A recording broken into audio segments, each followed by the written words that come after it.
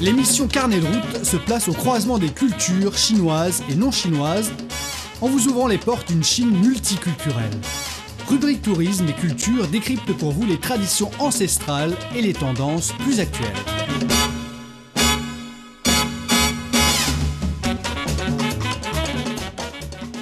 Bonjour à tous et bienvenue dans notre émission Carnet de route. Je suis Manon et aujourd'hui avec mon collègue Rogo, nous allons explorer les plus fascinants zoos de Chine. Bonjour Rogo. Bonjour Manon, bonjour à tous nos auditeurs. Je suis ravi d'être ici pour partager mes connaissances sur les zoos chinois qui comptent parmi les plus impressionnants au monde, tant par leur taille que par la diversité des espèces qu'ils abritent. Eh bien Rogo, commençons par une présentation générale. Qu'est-ce qui rend les zoos chinois assez particuliers? Parce qu'aujourd'hui, les zoos chinois font l'objet de la fréquentation des touristes étrangers. Oui, Manon, ce qui distingue vraiment les zoos chinois, c'est leur évolution remarquable ces 20 dernières années. D'installations assez basiques, ils sont devenus des centres de conservation de classe mondiale. La Chine a beaucoup investi dans la modernisation de ses zoos, créant des habitats naturels pour les animaux et développant d'importants programmes de reproduction, notamment pour les espèces endémiques menacées comme les pandas géants. C'est vrai, les pandas géants sont la spécialité des zoos chinois. Et d'autres aspects, Rocco? Un autre aspect fascinant, c'est l'intégration de la culture chinoise traditionnelle dans l'aménagement des espaces. Vous y trouverez souvent des jardins classiques, des pavillons et des éléments architecturaux qui reflètent l'harmonie entre l'homme et la nature, si chère à la philosophie chinoise. Donc dans les zoos chinois, on peut non seulement voir beaucoup d'animaux, mais aussi admirer les éléments architecturaux. Commençons notre tour d'horizon par le zoo le plus célèbre. Je pense que c'est celui de Beijing. Yes, Beijing Zoo est effectivement incontournable.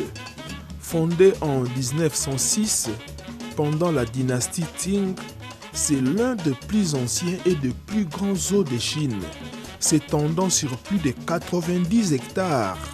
Il abrite environ 450 espèces et plus de 5000 animaux. Mais quelle est la star de ce zoo? Vous le savez bien, les pandas géants. Et dans ces zoos de Beijing, il existe un pavillon spécial pour ces emblèmes nationaux où les visiteurs peuvent observer les pandas se prélasser et manger du bambou. C'est une expérience vraiment unique de voir ces créatures attachantes dans leur pays d'origine. Et Rocco, à part les pandas géants qui sont très connus, pour ce qui est moins connu, est-ce qu'il y a des espèces rares, endémiques, on peut y trouver? Et on y trouve les tigres de Chine méridionale, extrêmement rares, l'alligator de Chine ou encore le cerf du père David, une espèce qui avait complètement disparu à l'état sauvage et qui a été sauvée grâce au programme conservation. Ah, d'accord. Et comment conseillez-vous d'organiser la visite au zoo de Beijing? Alors, Oui, je recommande d'arriver d'abord tôt le matin, vers l'ouverture à 7h30. Ah, si tôt que ça? Oui, particulièrement en été, pour éviter la chaleur et les foules. Les animaux sont généralement plus actifs les matins. Quand je parle de 7h30, c'est particulièrement en été parce que c'est à ce moment-là qu'il y a une foule énorme. Puis vous avez la chance d'observer comment est-ce que les animaux sont nourris les matins. Et là, vous commencez par la maison des pandas qui grouille du monde. Parce que c'est l'attraction la plus populaire et elle peut devenir très fréquentée au fil de la journée. Ensuite, dirigez-vous vers l'aquarium du zoo de Beijing, qui est l'un des plus grands aquariums d'eau douce au monde. Il présente une collection extraordinaire d'espèces aquatiques chinoises dont certaines sont uniques à des rivières ou des lacs spécifiques de Chine. Ah, d'accord. Ça N'oubliez mérite pas d'aller de voir. visiter aussi la zone des espèces africaines et la volière qui sont remarquablement bien conçues. Et prévoyez au moins une journée complète pour explorer l'ensemble du zoo. Là, je voudrais ajouter un conseil pratique. Comme le zoo est immense, alors il vaut mieux opter des chaussures confortables, comme on risque de marcher beaucoup, et utiliser le petit train touristique interne pour vous déplacer entre les sections éloignées. Et Rocco, après le zoo de Beijing, quel autre zoo recommanderiez-vous? Je vous emmènerai sans hésiter au zoo de Shanghai. C'est l'un des plus modernes de Chine, situé dans le district de Changning. Changning. Situé dans le district de Changning, il couvre environ 74 hectares et abrite plus de 6000 animaux représentant environ 600 espèces. Ah, 6000 animaux.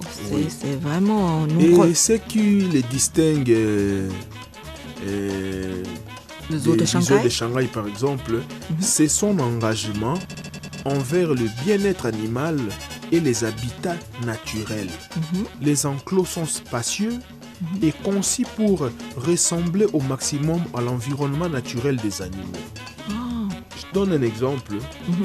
La zone des gorilles imite parfaitement une forêt tropicale, tandis que l'espace des ours polaires comprend d'énormes bassins d'eau glacée. Ah, ils ont imité leurs habitats naturels. Oui, c'est ça. Et une attraction unique est les pavillons des primates. Ces pavillons abritent une impressionnante collection de singes et de grands singes du monde entier. Ah, j'adore les singes. Voilà, Oui. donc c'est l'un des meilleurs endroits en Asie pour observer ces animaux fascinants dans des conditions proches de leur habitat naturel. Et Rocco, au début de l'émission, vous nous avez dit que les éléments architecturaux font partie aussi des attractions de ces zoos en termes d'accessibilité et d'infrastructure de ce zoo. Et en termes d'accessibilité et d'infrastructure au niveau du zoo de Shanghai, Rocco. D'ailleurs, il faut savoir que le zoo est très bien desservi par les transports en commun. Il dispose d'excellentes installations pour les visiteurs, notamment des restaurants, des aires de repos et des boutiques de souvenirs. Les panneaux d'information sont en chinois et en anglais, ce qui facilite la visite pour les touristes étrangers. Ah, Un ça, c'est aspect que j'apprécie particulièrement est les programmes d'activités éducatives. Les zoos organisent régulièrement des démonstrations sur les comportements animaux et des sessions d'information sur la conservation. ah, ça peut nous aider à Ces enrichir programmes, les connaissances. ce sont des programmes généralement dispensés en deux langues, chinois-anglais, pendant les week-ends et les périodes touristiques. Et pour ceux qui voyagent avec des enfants, il y a un petit parc d'attractions intégré au zoo avec des manèges et des jeux. C'est parfait pour faire une pause ludique pendant la visite. Ça, c'est pratique pour les parents qui emmènent les enfants. Et parlons maintenant du centre de recherche sur le panda géant de Chengdu.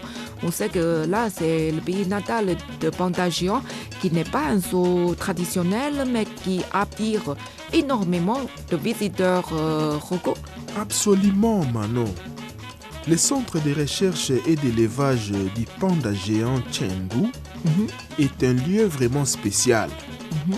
Situé à seulement 10 km du centre-ville de Chengdu, la province de Chengdu, c'est le chef-lieu de la province du Sichuan, c'est le plus grand centre de reproduction des pandas au monde. Donc ce n'est pas un zoo à proprement parler, c'est plutôt un centre de conservation dédié à l'élevage, la recherche et l'éducation sur les pandas. Le centre s'étend sur 106 hectares de forêt de bambous naturels, recréant parfaitement l'habitat montagneux des pandas sauvages. Les bambous sont l'aliment De base, des pandas. Voilà. Et contrairement à un zoo traditionnel, ici, les pandas sont vraiment des stars. On peut observer différents groupes d'âge, des bébés pandas adorables aux adultes imposants. C'est particulièrement émouvant de voir le nursery où les bébés pandas sont soignés. On peut les observer de près. Et comment se déroule une journée type au centre de Chengdu, par exemple, surtout pour les fans de pandas géants, Rocco? Pour les pandaphiles, Pour si les on pandas. peut les appeler comme ça, Oui. pour les pandaphiles, Oui. la meilleure façon de visiter est d'arriver très tôt, toujours très tôt. Idéalement à l'ouverture à 7h30, car c'est les moments où les pandas sont nourris et donc le plus actifs. Tous les os sont... Oui, vous savez, les pandas passent beaucoup de temps à dormir. Oui. Et les matins, vous avez la chance de les voir encore actifs. Et les pandas passent beaucoup plus de temps à dormir qu'à être actifs au cours d'une journée. C'est pour ça Voilà. qu'il faut Il est aller un conseillé peu plus d'aller tôt. très tôt, voilà. Ils ont tendance, et voilà, c'est ça. Ils ont tendance à dormir pendant les heures chaudes de la journée. C'est ça la vie des pandas, manger, dormir. Le centre est aménagé avec des chemins en bois qui serpentent à travers les forêts de bambous, reliant les différents enclos et zones d'observation. L'environnement est magnifique, paisible et très bien entretenu. En plus des pandas géants, Manon, le centre abrite également des pandas roux, une espèce distincte mais tout aussi charmante. Ces petites créatures rousses ressemblant à des ratons laveurs sont extrêmement agiles et fascinantes à observer. D'accord. Là, on a non seulement les pandas géants, mais aussi les pandas roux. Voilà. Ok. Et selon vous, on met combien de temps pour la visite? Bon, pour ces centres, il faut prévoir au moins une demi-journée. Et pour ceux qui souhaitent une expérience encore plus immersive, les centres proposent un programme de volontariat d'une journée où l'on peut aider les soigneurs dans leurs tâches quotidiennes, comme dans la préparation de la nourriture des pandas. C'est une expérience inoubliable, mais qui doit être réservée bien à l'avance. Voilà, ça D'accord. ne s'improvise pas. Et Rocco, y a-t-il d'autres zoos en Chine qui offrent également des expériences uniques ou des spécialités particulières? Bien entendu, nous avons le zoo de Guangzhou, dans le sud de la Chine. C'est aussi réputé pour son safari nocturne. Vous voyez, ça c'est une particularité. Donc c'est le premier zoo en Chine à avoir introduit ce concept où les visiteurs peuvent observer les animaux nocturnes dans leur période d'activité naturelle. C'est rare. Oui, c'est une expérience fascinante, unique, complètement différente d'une visite classique en journée. Tout à fait. Et à Xi'an, Xi'an c'est l'une des anciennes capitales de la Chine. En Xi'an, c'est dans la province de Shanxi, est connu pour son programme de conservation des tigres de Sibérie et son impressionnant jardin botanique intégré. La combinaison d'animaux rares et des plantes spectaculaires en fait une visite très complète. D'accord. Et je pense que le zoo océanique de Qingdao mérite également d'être mentionné. Situé sur la côte est de la Chine, il combine un zoo traditionnel avec un aquarium de classe mondiale. Ces spectacles de dauphins et de lions de mer sont particulièrement appréciés. Et ce sont des options très diverses. Rocco, tu nous a fait plusieurs propositions. Et pour terminer, avez-vous des conseils pratiques pour nos amis auditeurs qui voudraient passer à l'action, visiter ces zoos? Nos amis auditeurs, voici quelques conseils généraux. Premièrement, planifiez votre visite en fonction des saisons. Les printemps et l'automne offrent des conditions les plus agréables. En été, il peut faire très chaud. Alors prévoyez dans ces cas-là des visites matinales. Ah oui. En hiver, certains animaux peuvent être moins visibles, mais les zoos sont beaucoup moins fréquentés. Deuxièmement, renseignez-vous sur les horaires de nourrissage. C'est généralement les meilleurs moments pour observer les animaux actifs. Ah oui, c'est ça. Voilà. Et puis pour connaître leur habitude de nourriture. Voilà. C'est déjà, d'ailleurs, dans nos familles, c'est à l'heure de la bouffe qu'on se retrouve ensemble en famille. Ah, tout à Voilà, fait. donc à ces moments-là aussi, les animaux sont très actifs. Voilà. Et pour les amateurs de photographie, apportez un téléobjectif. Les enclos modernes sont conçus pour le bien-être animal, ce qui signifie qu'ils peuvent être spacieux et les animaux parfois distants. Ah oui, Enfin, c'est vrai. un point culturel important. Les zoos chinois peuvent être très fréquentés, surtout pendant les vacances scolaires et les jours fériés. Si possible, évitez ces périodes ou préparez-vous à naviguer dans des foules importantes. Ah, Hugo, là, Cela dit, Manon, vous devez avoir de l'expérience. En Chine, Oui. partout, il y a oui, du il y a monde. la foule partout, même si nous conseillons, mais c'est difficile d'échapper à ce genre de foule. Tout à Et fait. cela dit, observez comment les familles chinoises interagissent avec les animaux et l'enthousiasme des enfants fait partie de l'expérience culturelle. Vous ne pouvez pas imaginer combien les enfants sont enthousiastes face à leurs animaux préférés. Merci infiniment, Hugo, pour ce tour d'horizon fascinant des zoos chinois. Je suis sûre que nos auditeurs ont maintenant envie de découvrir ces lieux extraordinaires. Merci à vous, Manon. Les zoos chinois ont vraiment beaucoup à offrir, non seulement pour admirer des animaux fascinants, mais aussi pour comprendre les efforts de conservation de la Chine et sa relation unique avec le monde naturel.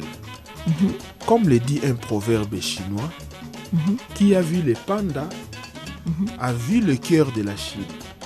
Ah, bien que ce soit la première fois que j'apprends ce proverbe, j'avoue que c'est vrai, c'est l'une des grandes spécialités exceptionnelles des zoos chinois. Nous espérons que ce voyage virtuel vous a donné envie de découvrir ces institutions fascinantes lors de votre prochain voyage en Chine.